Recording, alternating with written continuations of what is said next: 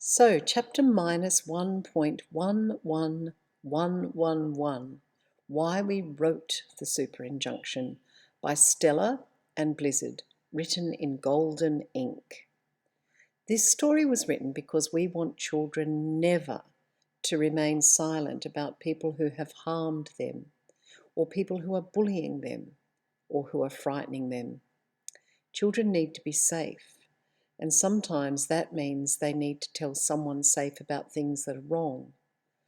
Please look at the front cover of this book. Can you see a small child sitting on the rocks near the sea?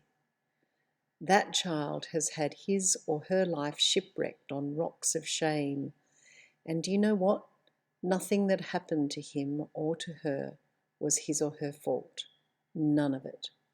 The person who shamed them, that's whose fault it was.